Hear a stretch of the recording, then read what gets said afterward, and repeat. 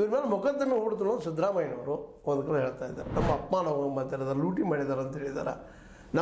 ನಾವು ಇಲ್ಲೇ ನಾವು ಗ್ಯಾರಂಟಿಗಳ ಬಗ್ಗೆ ಮಾತಾಡಿದ್ದೀವಿ, ನಮ್ಮ ಸಾಧನೆಗಳ ಬಗ್ಗೆ ಮಾತಾಡಿದ್ದೀವಿ. ಮಾತಾಡ್ರಿ, ಯಾರು ಬೇಡ ಅಂತಾರೆ ನಿಮಗೆ? ದಿನನಿತ್ಯ ಮಾತಾಡ್ರಿ. ಅದಕ್ಕೆ ದೊಡ್ಡ ಸಮಾವೇಶ ಮಾಡಿ ದುಡ್ಡು ಹಂಚೋದು ಯಾರು ದುಡ್ಡು? ಅದು ಯಾಕೆ ಸಮಾವೇಶ ಅಂತ ಬಿ ಜೆ ಪಿಗರು ಕೇಳ್ತಾ ಇದ್ದಾರೆ. ಹೌದು, ಅವರು ಕೇಳೋದು ಸರಿ ಅದ. ಹಾಗಾದ್ರೆ ಇವ್ರೇನು ಮಾಡಿರೇನ್ರಿ ಬಿ ಜೆ ಪಿಗರು ತಮ್ಮ ಸಾಧನೆ ಸಮಾವೇಶದು? ಅವರು ಮಾಡ್ತಾರೆ.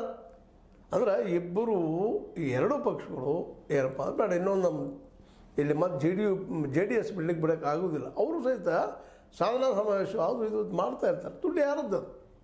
ಅಷ್ಟು ದೊಡ್ಡ ಪ್ರಮಾಣ ದುಡ್ಡು ಎಲ್ಲಿದು? ಎಲ್ಲರೂ ಅಷ್ಟೇ ಇವೆಲ್ಲ ಪಕ್ಷಗಳು ಯುದ್ಧ ಮಾಡ್ತಾ ಇದ್ದಾವೆ. ಆದರೂ ಇವತ್ತು ವಿರೋಧ ಪಕ್ಷವಾಗಿ ಕೇಳ್ತಾ ಇದೆ ನಮ್ಮ ಬಿ ಜೆ ಪಿ, ಇಲ್ಲ ಈ ದುಡ್ಡು ಯಾರದಪ್ಪ ಇಂಥ ದುಡ್ಡು ಸಮಾವೇಶ ಮಾಡೋ ಅವಶ್ಯಕತೆ ಇತ್ತಾ ಅಂತ. ಅದು ಕೇಳೋದು ಸರಿ, ಆದರೆ ನೀವು ಸರಿಯಾದ ಆ್ಯಂಗಲ್ದಲ್ಲಿ ಇದ್ಕೊಂಡು ಕೇಳಬೇಕಾಗಿತ್ತು. ಕೇಳಿಲ್ಲ ಅನ್ನೋದು ಕಾಂಗ್ರೆಸ್ಸಿಗರ ಅಭಿಪ್ರಾಯ. ಒಟ್ಟಾರೆಯಾಗಿ ಇವರೆಲ್ಲರ ಒಂದು ಆರೋಪ ಪ್ರತ್ಯಾರೋಪಗಳಿಂದ ಒಂದು ಕ್ಲಿಯರ್ ಏನಾಗ್ತದಪ್ಪ ಅಂದರೆ ಇವ್ರು ಯಾರೂ ಏನಪ್ಪ ಅಂದ್ರೆ ಪ್ರಾಮಾಣಿಕವಾಗಿ ಆಡಳಿತ ಮಾಡ್ತಾ ಇಲ್ಲ, ಆ ಪ್ರಾಮಾಣಿಕವಾಗಿ ಇವರು ವಿರೋಧಿಸ್ತಾ ಇಲ್ಲ ಅಂತೇಳಿ. ಯಾಕಂದರೆ ಒಬ್ಬರೊಬ್ಬರು ಮುಚ್ಕೊಂಡು ಹೋಗುವಂಥ ದಿನ.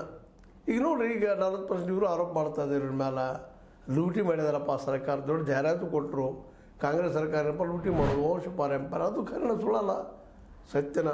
ಅವೆಲ್ಲ ಆರೋಪ ಮಾಡಿದ್ದಾರೆ. ಅವು ಸರಣಿಯಾಗಿ ಅಭಿವೃದ್ಧಿ ಆಗಿಲ್ಲಪ್ಪ, ಅಭಿವೃದ್ಧಿ ಶೂನ್ಯ ಆಗ್ಯದ ಅಂತ ಮಾಡಿದ್ದಾರೆ.